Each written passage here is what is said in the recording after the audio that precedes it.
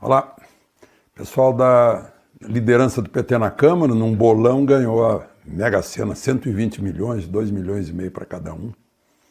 Eu digo a vocês que eu jamais ganharia. Sabem por quê?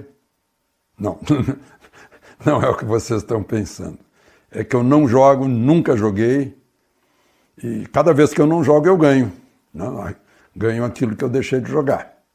E só aposto em mim, sempre apostei em mim. Aí o ganho é certo. Eu estou contando isso só para a gente pensar a respeito. Não transferir essa aposta que deve ser na gente para o papelzinho. Mas vamos lá.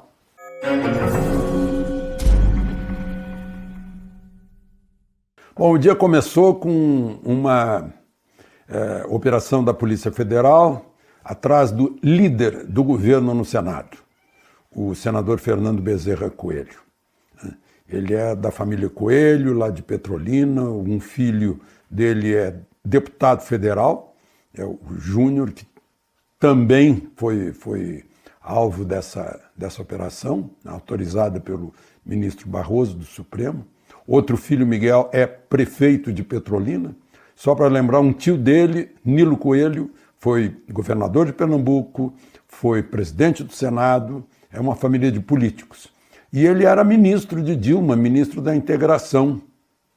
E é a partir daquela época é que a Polícia Federal está investigando aí, que teria recebido da construtora Queiroz Galvão, na transposição das águas do São Francisco, no Porto de Suape, com recursos da refinaria Abreu e Lima.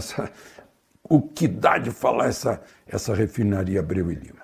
Ele é líder do governo e foi, no mesmo dia, já entregou o cargo, né, ao Palácio do Planalto e mostra que não tem influência do presidente sobre a Polícia Federal, né? Aliás, o diretor da Polícia Federal, ao contrário do que disseram as notícias, está mantido.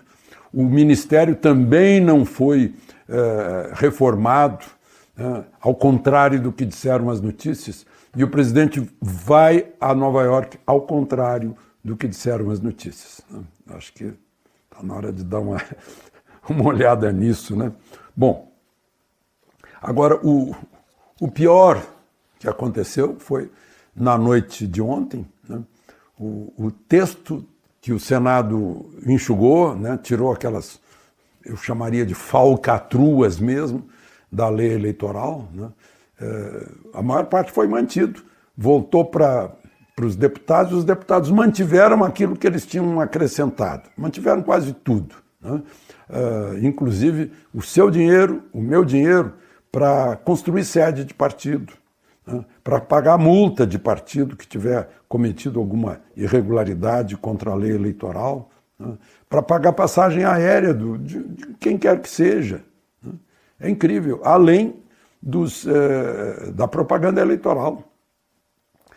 19.040 inserções de 30 segundos para os partidos políticos no primeiro semestre do ano que vem.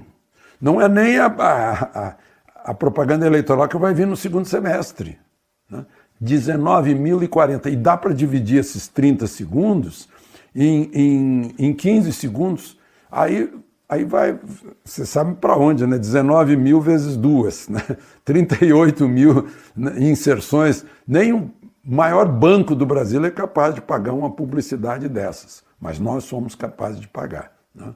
Pagar indiretamente porque as empresas de rádio, televisão e tal, que vão ter que divulgar isso, vão descontar nos impostos. E aí nós vamos ter que pagar mais imposto, porque vai faltar imposto. É uma coisa incrível, né? Vejam só, o PT e o PSL, para citar os dois maiores, e os outros têm da mesma forma, né? Um tem 56 deputados, o PT e o PSL têm 52, vão ter 40 inserções nacionais em rede, né? E 1.080 inserções regionais. Os menores, como o PSOL, que tem 10 deputados, o PSC, que tem 8, né? Para citar os antagônicos, né? Vão ter 20 inserções nacionais e 540 inserções regionais. Bom, a reação. O PSL, o Novo, o Podemos, o Cidadania e o PV vão ao presidente da República pedir veto, né?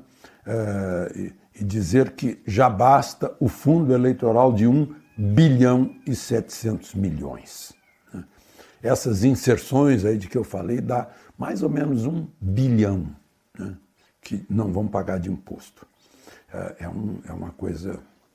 É incrível isso. Bom, enquanto isso, o pacote anticrime continua sendo desidratado.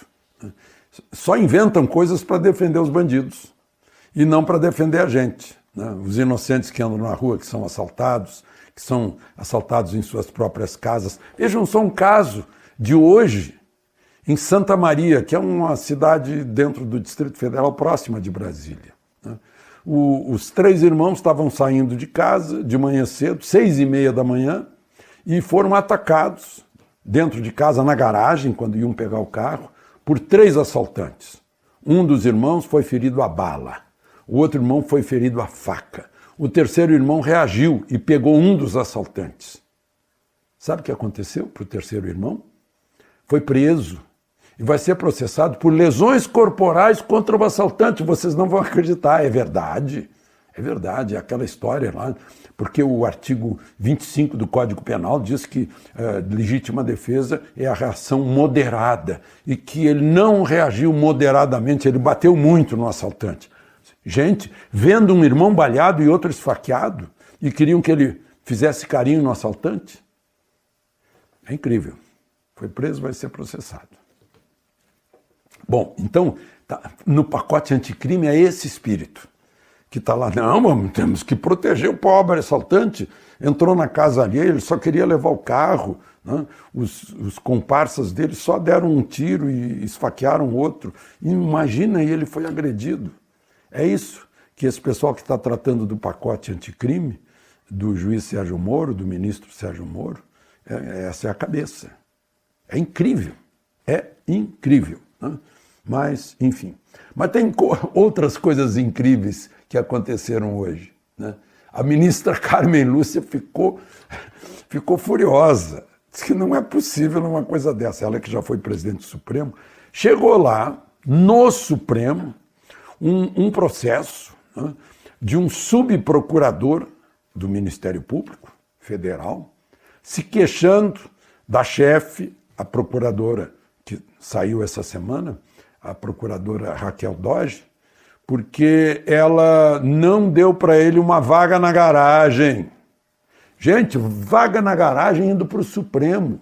De certo, se encorajou, porque eu vi o Supremo tratando de aditivos de cigarro, aromáticos, tratando de preferências sexuais das pessoas, né? Aí se animou, disse, não, eu vou reclamar para o Supremo a minha vaga na garagem. É incrível, né? É o nosso país, né? Bom,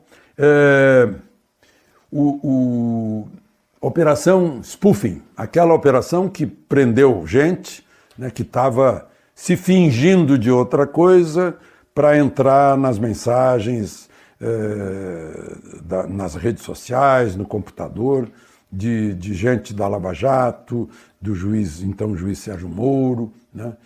Os presos queriam liberdade. A ministra Rosa Weber não deu, disse que não houve nenhuma ilegalidade na prisão. E, no mesmo dia, a operação continuou, foram lá a Sertãozinho, né, que é a terra da cana-de-açúcar e tal, e pegaram mais um desse grupo, né? A mãe dele alega que ele apenas é amigo e tal, que já estava preocupado. Aliás, pegaram 2, prenderam mais 2, de certo, para saber mais, né? Por que fizeram isso, o que os move, né? É aquela coisa que a gente fica se perguntando daqueles fornecedores da espionagem, né, lá para aquele jornalista americano, o que os moveu, né? E por quê? Não precisa ter muita imaginação para saber disso. Enfim, foi um dia bem estranho por aqui, né? E agora é o seguinte, esse texto aí do dinheirão nosso, dos nossos impostos, para a campanha municipal, agora estão indo lá para o presidente para pedir para vetar. Ou seja, é mais uma, como aquela lei do abuso, que se entrega o tijolo quente, a batata quente nas mãos do presidente, né? E aí o presidente corre o risco de sofrer desgaste com os deputados que queriam isso, né? Está todo mundo querendo, né, que se implante algo que foi abolido em 1º de janeiro, o toma lá da cá, né?